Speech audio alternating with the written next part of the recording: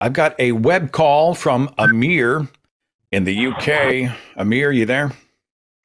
I'm here. Can you guys hear me okay? I can back off your phone just a little bit so it doesn't distort. What's on your mind? Okay, is that any better?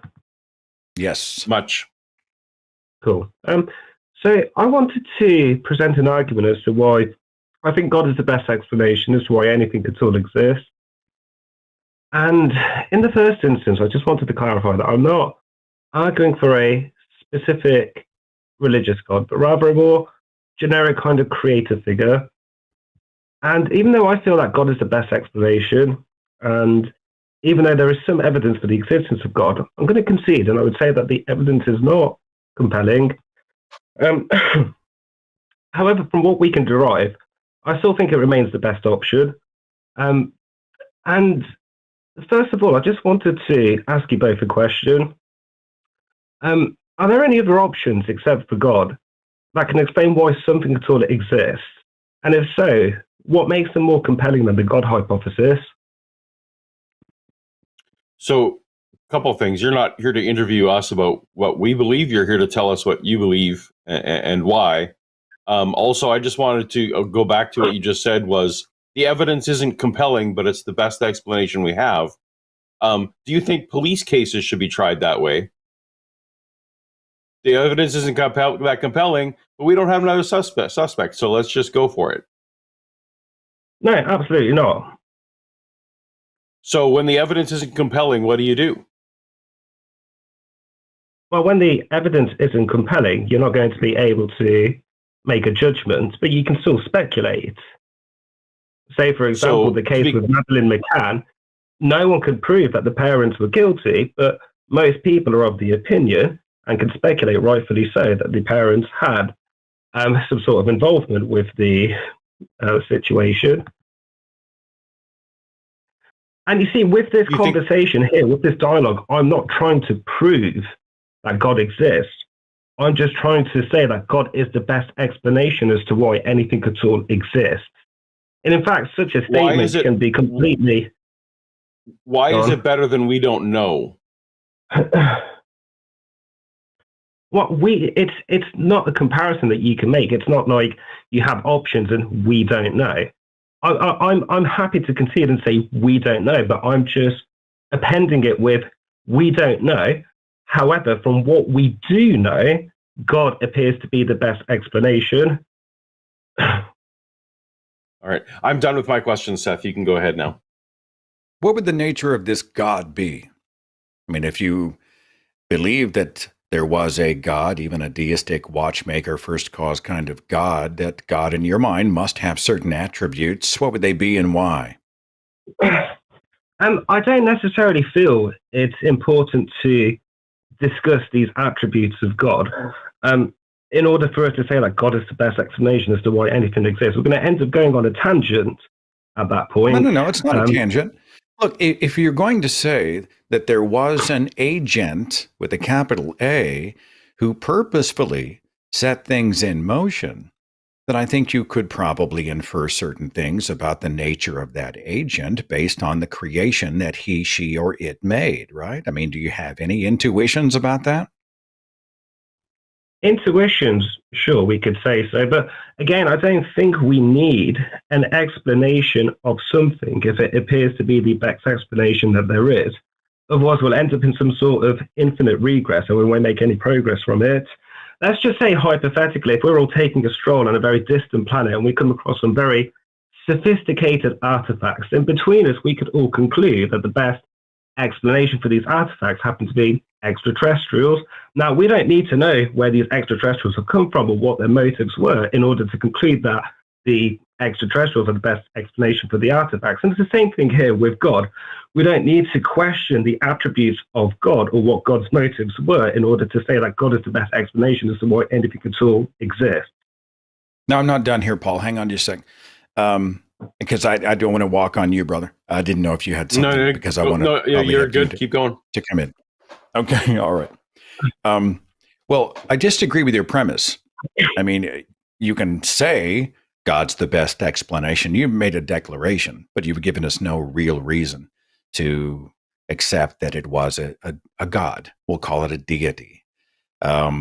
Whether it's and to not even say that deity has certain characteristics or a proper name. We're not going to go that far. It has no attributes. We can't make any declarations or inferences about who or what it is. It just happens to be a god. I just disagree with your premise. And Paul's correct. The intellectually honest thing is to say, we don't know. I don't know. Paul doesn't know. You don't know. And even if it was some sort of a god thing out there, if I can borrow from Gene Roddenberry, how would that affect your life enough that you would want to call a show and talk about it? I mean, that God obviously is not a personal God, not involved in the everyday affairs of us, sits back and watch monumental failures of the plan that God supposedly put in place and does nothing about it. What would motivate you to call and defend a deity that isn't defending you? Again, I think we're digressing slightly. No, I'm asking a specific question. What motivates you to talk about the God with no name, who has no attributes, who must, or is most likely the genesis point for all of creation, all of the universe? What motivates that in you? I'm sorry, can you just clarify? Are you asking me what motivated me to call the line today? Are you a frequent caller to the show? I mean, I'm a relatively new host, so help me out. No. Okay. So you feel strongly enough about talking about this nebulous, faceless, who knows what it is, God, and you're using the word God, to call and say that you believe it is the most likely explanation. But that God, even if it existed, some sort of a thing that just spun the cosmos into existence, including the chaos that we see all around us and the cruelty that's happening 24/7, and all of the system failures which are built in, baked in to the universe that we live in, certainly the world that we live on. Why would you care enough to make your case when that God is not caring enough to involve himself, itself, whatever, in your life? I care about these conversations because they're important, and I don't think we should dismiss God outright. I mean, at the end of the day, you're inviting Fierce onto the show to be able to at least have some sort of dialogue as to why certain people believe that God is the best explanation as to why anything at all exists. And I'm calling, therefore, to try to have this honest dialogue with you guys and hash it out a little bit. That's fair. No, that's fair. But I'm interested that it matters. Because essentially the answer that we all land on is we don't know. And you've admitted as much, Amir. You Absolutely. Don't know. We're in agreement. We are in agreement. However, we can speculate. That is the thing. We can speculate. And this is where atheists, I don't think, make that leap of faith. They're just so set in their ways to say that we don't know. That's fine, but we can speculate nonetheless. And if you can agree that we can speculate, then we can make some sort of progress from here. Do you agree? Wait, are you saying that atheists don't speculate? We have conversations all the time about what an origin point may have looked like, and when did time begin, if ever? Is it a timeless universe? Space-time conversations that astrophysicists have on a daily basis, the multiverse theories that are being bounded about, often by atheists. So this idea that you're telling atheists that we're incurious, we don't care, we're not interested, we've simply closed our minds, I think is an unfair characterization of who we are. We're just saying intellectual honesty demands we say we don't know, which is the same thing you've said as well. Sure, I didn't make that claim at all. I'm just saying that to say that I don't know. No, you said we were rigid. You said we were rigid and we weren't, atheists were not speculating. And I disagree. I think we speculate, but we still don't know. Okay, sure. Okay, that's fine. And so if we go from there, and if we agree that we can speculate, then we need to therefore ask the question, out of the options that exist, which option has the most intellectual persuasion? Is it God? Is it the multiverse? Is it some other naturalistic model? and then make some progress from there. And in my opinion, I think that God is the best explanation. And bear in mind, with the claim that I say that God is the best explanation as to why anything at all exists, that's actually a claim that an atheist can also make. Even though I do believe in God, the claim that God is the best explanation as to why anything at all exists can still be a claim that an atheist can make. They may not be persuaded that God exists, but they can still concede that God is the best explanation as to why anything at all exists. Do you both agree on that? I just disagree. I've never come across I just it. don't. I don't think. I don't think God is the best explanation. I disagree with the premise of the claim that's being made. I don't know, Paul. Did you want to? I've been monopolizing. You have anything you want to add? It's all right. So, Amir, I apologize. That's my time around. No, that's right. No worries. My puppy's here. I too, do believe in dog. We're all good. Dog. So Amir, you're talking about a brute. God is a brute fact, right? Because you referenced you don't want infinite regress.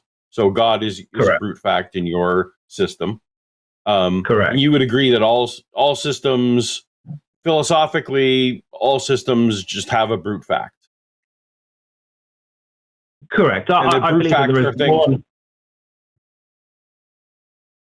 I was just going to say, yeah, I do agree that there's one aspect of reality that we would have to say is a brute fact, like, a necessary foundation, so to speak. Right. So, and the definition of a brute fact is that something that has no further explanation, correct? Correct. Okay. So, you're positing God as a brute fact. Let's say hypothetically that I posit that matter and energy, probably energy, but they're interchangeable, is also a brute fact. Let's just say I'm positing energy is a brute fact. You're positing God as a brute fact. Yeah. Would you not? And you're familiar with Occam's razor, I presume. Correct. That you don't want to multiply entities beyond necessity. Yep. So in both of our systems, there's a brute fact. In both of our system, energy exists. Sure. So you are positing further entities further than my brute fact explanation, are you not? Sure, but the reason why I have to posit let's call it a further entity, is because where you draw the line isn't sufficient. In order for time and matter to exist, it needs to exist within time. And so no, it doesn't. No, Amir. Of course, many cosmologists, Christian ones, will tell you that space-time started at the Big Bang, but before that, if, as Seth already indicated, that before might not even be a coherent question, because time isn't part of what I'm positing as my brute fact. So what are you positing exactly? That at the most fundamental level of reality, there was just matter and energy and no time? Correct. And I am joined in that by the preeminent cosmologists of our time. So if there was matter and energy devoid of time, then how do we explain the existence of time? How could time is come in? Time is the fourth dimension of space-time. Time isn't a thing. Time is just like height and depth and width aren't a thing. Time is merely our fourth dimension. Right. So you're saying that the underlying foundation of naturalism, that the natural world came into existence by a mechanism which itself is naturalistic. Am I right in thinking that? So I think you are confusing our universe with all that exists. What would be the cosmos? People agree that our instantiation of space-time had a start point, but we cannot. We have no tools to get further back than that. So I don't want to go into a large debate about this, but all I wanted to say was you are pausing a question in a way that I don't think you understand. You asked what the alternatives were, and I gave you just a taste of one, and it seems like it's new to you, and that is somewhat concerning. So if this is a question that is important to you and eats at you, I would just recommend that you look into Sean Carroll or look into any number of cosmologists out there, that you, if you're laying things out on the table to choose between them. And Seth and I are arguing you don't need to choose because we don't have insufficient information, so don't choose. But if you feel like you have to, I'm so sorry for the interjection because I'd rather hash out this point in particular and see if we can make progress on this. Look, my understanding is that Sean Carroll is an advocate of the many worlds hypothesis. Correct.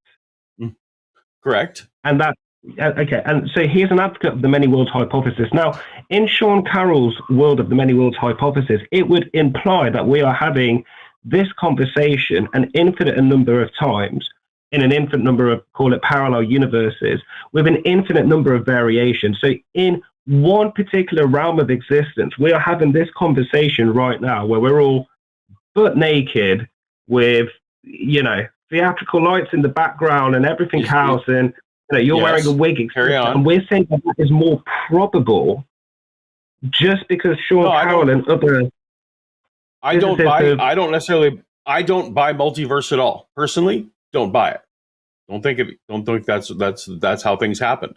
But Sean Carroll would agree that before our instantiation of space-time, matter and energy existed, and that would have to be the case for his theory to work, and that is they call it eternal. It's not timeless. It's not like forever, but they call it eternal. Eternal. So in that way, it's compatible, right? And so all I'm saying is, and we all have that again, the Occam's razor. We don't have to multiply and say that there's a God that has to step in. So, as neither Seth or I are cosmologists, I think we have probably soon reached the end of our rudimentary understanding of what we could represent. I just wanted to put on the table for you that I think Occam's razor makes all the naturalistic hypotheses more probable than your God one, because that's a huge entity to just insert.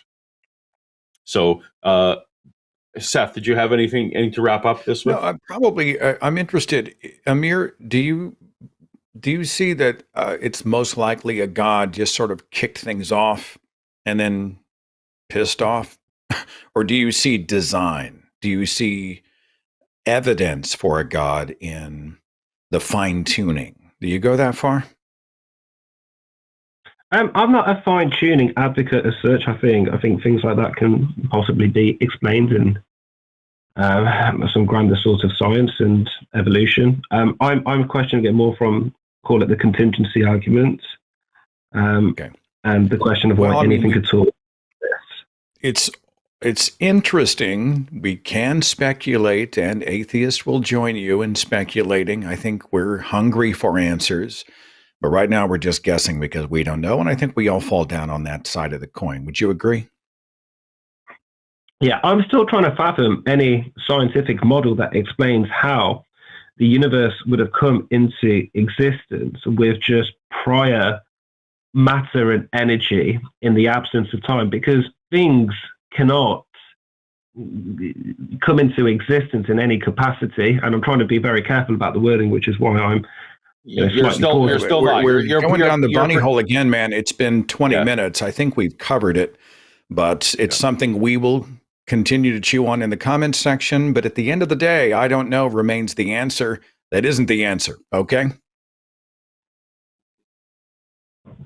Yeah. So just in all of this, just like so I can clarify it as well. All right. I'm going to move on. Sorry, Amir. No. I don't mean to be rude, but I said goodbye twice, and I just feel like we were on the hamster wheel. Did you get that vibe? I don't know. You don't know. So I felt like the whole idea that he's convinced that what people think is that something came from nothing, which is something I had to learn that isn't really what cosmologists posit at all until you get over that hurdle. And I don't think he was there yet. He needs to just get over the hurdle that's not what he's arguing against. So, well, and anyway, one of the reasons I ask about fine-tuning and intelligent design, granted, this has been on my mind recently as I narrated a book about it from Dr. Abby Hafer. But, you know, I have all these people who were like, look at the trees, people. I think Eve was framed, was on my show last week. And she was like, you know, one of the arguments that drove her the most crazy, and this isn't the argument Amir was making, but it popped into my mind, was, you know, look at how amazingly fine-tuned it. Look at how intricate and complex. If we were this much closer to the sun, we'd bake. And if we were this much further away, we would freeze. Obviously, we were hand-placed here. And I'm always like, well, you know, our sun gives off dangerous UV rays that gives us cancer. So our main source of light kills us, or at least harms us. And explain the design, which includes genetic defects and mass extinction events and child cancer and macular degeneration and blind creatures that have eyes and deaf creatures with ears. And you know, volcanoes that kill 10,000 people, a tsunami that kills 250,000 human beings in one day. Don't tell me the planet is fine-tuned for us. Don't tell me this universe was made for us in mind. And so I always get a little bit of a whiff of divine destiny, not with Amir, but almost always then when someone talks about, you know, it came from someone, somewhere. I always feel like we're supposedly an end result that was always in mind. And so that's why I asked the question. The fine-tuning argument, I honestly, at first blush, it just falls apart. We are obviously not, you know, the end goal of a grand designer. And if we were the designer, I want to talk to the manager because I have many complaints. Are you good to take another call, Paul? How you doing? Let's go. Hey, what's up? I'm glad you enjoyed that clip of people talking to each other. I'm Jimmy, and this is Eric. And well, we'd really love it if you would support us. Where can they support us, Eric? Where would they do that? You know, I don't know, Jimmy, because I don't have the notes on me right now. This is too long. Like the outros have to be short. Patreon.com/call the line.